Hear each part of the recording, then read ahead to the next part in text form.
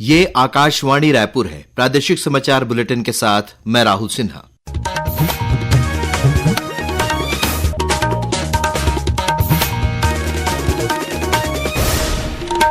और अब पेश है आज के मुख्य समाचार।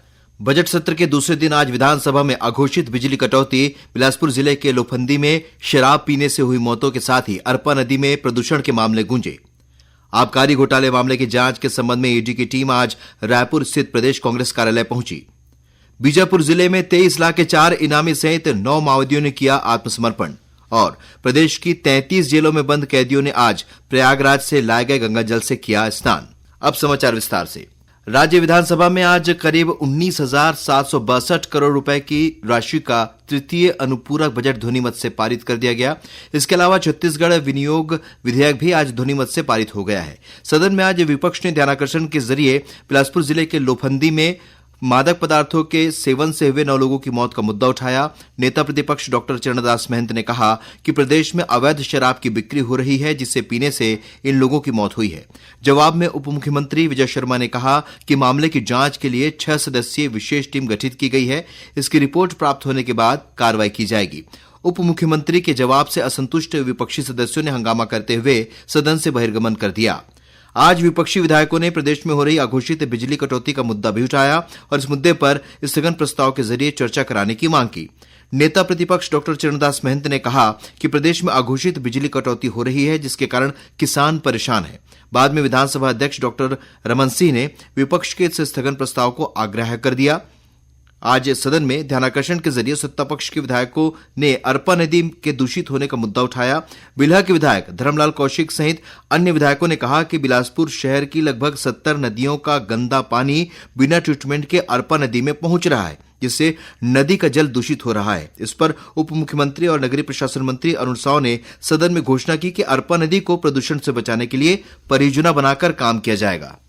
राज्य विधानसभा में आज सत्ता पक्ष के विधायक राजेश मूणत ने पिछले वर्ष राजस्व निरीक्षक भर्ती परीक्षा में हुई अनियमितता पर सवाल किया। इस पर विभागीय मंत्री टंकराम वर्मा ने जवाब देते हुए सदन को बताया कि इस मामले में 5 सदस्यीय दल की जांच रिपोर्ट आ चुकी है, जिसके कुछ बिंदुओं पर गृह विभाग से जांच कराई जा रही है। वहीं से सत्ता पक्ष के ही विधायक धर्मलाल कौशिक ने सदन में राज्य प्रशासनिक सेवा के अधिकारियों के खिलाफ भ्रष्टाचार के मामले को लेकर सवाल किया। इस दौरान उन्होंने अभियोजन की स्वीकृति में देरी को लेकर भी सवाल उठाया। श्री कौशिक के सवाल के जवाब में मुख्यमंत्री विष्णुदेव साय ने कहा कि राज्य प्रशासनिक सेवा के 255 पद स्वीकृत हैं, इनमें से 251 पद भरे जा चुके हैं और 4 पद रिक्त हैं। उन्होंने कहा कि राज्य सरकार जीरो टॉलरेंस की नीति पर काम कर रही है और कोई भी भ्रष्टाचारी बख्शा नहीं जाएगा। श्री साय ने बताया कि राज्य प्रशासनिक सेवा के 4 अधिकारियों के खिलाफ विभागीय जांच की प्रक्रिया चल रही है। इनमें सीजीपीएससी के तत्कालीन परीक्षा नियंत्रक आरती वासनिक, निलंबित उप सचिव सौम्य चौरसिया, पाठ्य पुस्तक निगम के तत्कालीन महाप्रबंधक प्रेम प्रकाश शर्मा और अभनपुर के तत्कालीन एसडीओ निर्भय कुमार शामिल हैं। विधानसभा में आज प्रश्नकाल के दौरान भारतमाला परियोजना में मुआवजे का मुद्दा भी गूंजा। नेता प्रतिपक्ष डॉक्टर चरणदास महंत ने एक प्रश्न के जरिए जानना चाहा कि कितने भूस्वामियों और शासकीय भूमि के मुआवजे का वितरण कर दिया गया है। विधानसभा के बजट सत्र के दूसरे दिन आज सदन में पूर्व प्रधानमंत्री डॉक्टर मनमोहन सिंह को श्रद्धांजलि दी गई। आबकारी घोटाला मामले की जांच कर रही प्रवर्तन निदेशालय ईडी की टीम आज पूछताछ के लिए रायपुर स्थित कांग्रेस के प्रदेश कार्यालय राजीव भवन पहुंची। सूचना मिलते ही कांग्रेस की लीगल टीम भी कांग्रेस भवन पहुंच गई। ईडी की टीम ने कांग्रेस के प्रभारी महामंत्री मलकीत सिंह गैदू से पूछताछ की।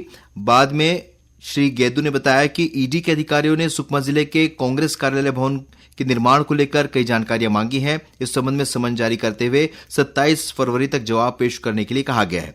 दूसरी ओर प्रदेश कांग्रेस के संचार विभाग के प्रमुख सुशील आनंद शुक्ला ने आरोप लगाया कि ईडी केंद्र और राज्य सरकार के इशारे पर काम कर रही है। उन्होंने कहा कि कांग्रेस ने विपक्ष में रहते हुए जनसहयोग से रायपुर का प्रदेश कार्यालय बनाया था। गौरतलब है कि ईडी आबकारी घोटाला मामले में राज्य की कांग्रेस सरकार में आबकारी मंत्री रहे कवासी लखमा को पहले ही गिरफ्तार कर चुकी है। कवासी लखमा इस समय जेल में है। त्रिस्तरीय पंचायत चुनाव के तहत आज तीसरे और अंतिम चरण के परिणामों की घोषणा की गई। इसी के साथ राज्य निर्वाचन आयोग ने आदर्श आचार संहिता को प्रभाव शून्य करने की घोषणा कर दी है।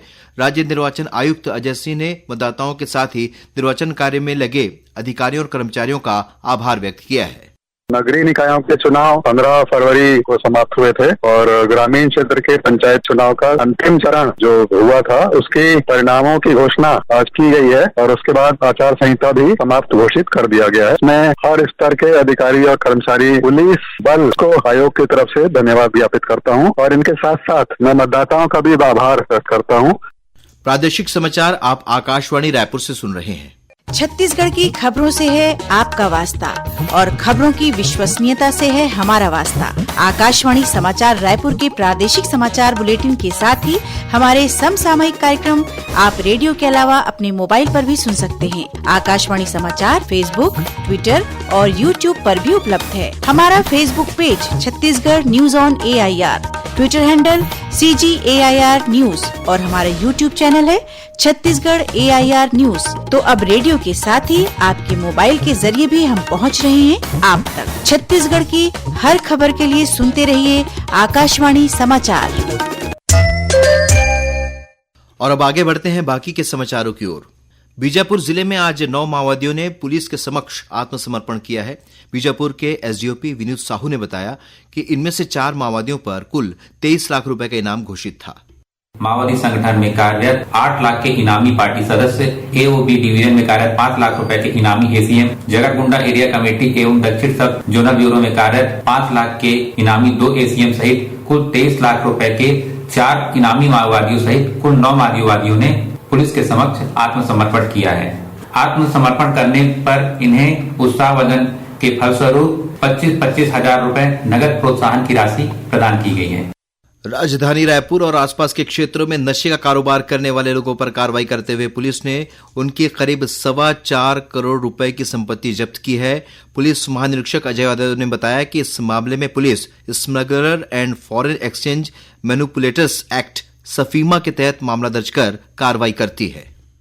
यदि कोई आरोपी जो NDPS के माध्यम से संपत्ति अर्जित करता है या उस प्रकार की संपत्ति अर्जित करने का हमें शक आता है तो उसको हम फ्रीज कर लेते हैं और उसको सफेमा के माध्यम से, जो सफेमा के सक्षम अधिकारी मुंबई में बैठते हैं, उस फ्रीजिंग ऑर्डर को कंफर्म कराते हैं और बाद में वो संपत्ति जो है राजसात की जाती है। प्रदेश के कथित CD कांड मामले में आज रायपुर कोर्ट में सुनवाई हुई। सुनवाई के दौरान पूर्व मुख्यमंत्री भूपेश बघेल और उनके सलाहकार विनोद वर्मा सहित मुख्य आरोपी कैलाश मुरारका, विजय पंड्या और विजय भाटिया उपस्थित थे। सुनवाई के बाद बचाव पक्ष के वकील फैजल रिजवी ने बताया कि आज कोर्ट में CBI बनाम कैलाश मुरारका और अन्य के मामले में बहस हुई। CBI ने अपनी दलीलें पूरी कर ली हैं। 4 मार्च को बचाव पक्ष के वकील अपनी दलीलें पेश करेंगे। प्रदेश की 5 सेंट्रल जेल, 20 जिला जेल और 8 सब जेल सहित कुल 33 जेलों में बंद कैदियों ने आज प्रयागराज से लाए गए गंगाजल से स्नान किया। कैदियों ने इस अवसर पर सामूहिक प्रार्थना में भी हिस्सा लिया। उप मुख्यमंत्री विजय शर्मा ने कहा कि यह आयोजन कैदियों के मानसिक और आध्यात्मिक उत्थान के उद्देश्य से किया गया, जिससे उनमें आत्मशुद्धि और सकारात्मक सोच विकसित हो सके। वित्तीय साक्षरता को बढ़ावा देने के लिए भारतीय रिजर्व बैंक द्वारा कल से वित्तीय साक्षरता सप्ताह मनाया जा रहा है, जो 28 फरवरी तक चलेगा। भारतीय रिजर्व बैंक के गवर्नर संजय मल्होत्रा ने कल वित्तीय साक्षरता सप्ताह का शुभारंभ किया। इस वर्ष का विषय है वित्तीय समझदारी समृद्ध नारी। कार्यक्रम के दौरान गृहिणियों के लिए वित्तीय योजना, कामकाजी महिलाओं के लिए बचत और जोखिम प्रबंधन के साथ ही महिला उद्यमियों के लिए ऋण प्राप्त करने पर FLW के उप विषयों को कवर करने वाले 3 पोस्टर जारी किए गए। ये पोस्टर ब्रेल लिपि में भी उपलब्ध कराए गए हैं। भारतीय रिजर्व बैंक ने इन संदेशों पर आधारित भारतीय सांकेतिक भाषा वाले वीडियो भी जारी किए हैं। और अब पेश है मौसम का हाल। मौसम विभाग के अनुसार प्रदेश के मध्य और उत्तरी भाग में 1 मार्च तक तापमान में करीब 3 डिग्री सेल्सियस की बढ़ोतरी होने की संभावना है। वहीं दक्षिण छत्तीसगढ़ के में 2 मार्च तक तापमान में वृद्धि हो सकती है। मौसम विज्ञानी HP चंद्रा ने आकाशवाणी समाचार को बताया कि पश्चिमी विक्षोभ के असर से प्रदेश में हल्के बादल छाए रह सकते हैं। प्रदेश के मध्य और उत्तर भाग में 1 मार्च तक न्यूनतम और अधिकतम तापमान में करीब 3 डिग्री की वृद्धि होने की संभावना है, जबकि बस्तर संभाग में 2 मार्च तक 3 डिग्री के आसपास न्यूनतम और अधिकतम तापमान में वृद्धि संभावित है। और अब कुछ समाचार संक्षेप में। बस्तर जिले के चित्रकूट में आयोजित 2 दिवसीय चित्रकूट महोत्सव का कल शाम समापन हो गया। इस महोत्सव में खेलकूद प्रतियोगिता और सांस्कृतिक कार्यक्रमों का आयोजन किया गया। जांजगीर चांपा जिले में आयोजित शिवरी नारायण महोत्सव का कल समापन होगा। महोत्सव के अंतिम दिन कवि सम्मेलन, कवियत्री और गायिका अनामिका अंबर अपनी प्रस्तुति देंगी और कोरबा जिले में कटघोरा वनमंडल के केंदई और जटगा रेंज में इन दिनों 50 हाथियों का दल विचरण कर रहा है। सूचना मिलने पर पहुंची वन विभाग की टीम ने हाथियों को खदेड़ दिया है। अंत में मुख्य समाचार एक बार फिर। बजट सत्र के दूसरे दिन आज विधानसभा में अघोषित बिजली कटौती, बिलासपुर जिले के लोफंदी में शराब पीने से हुई मौतों के साथ ही अरपा नदी में प्रदूषण के मामले गूंजे। आबकारी घोटाले मामले की जांच के संबंध में ईडी की टीम आज रायपुर स्थित प्रदेश कांग्रेस कार्यालय पहुंची।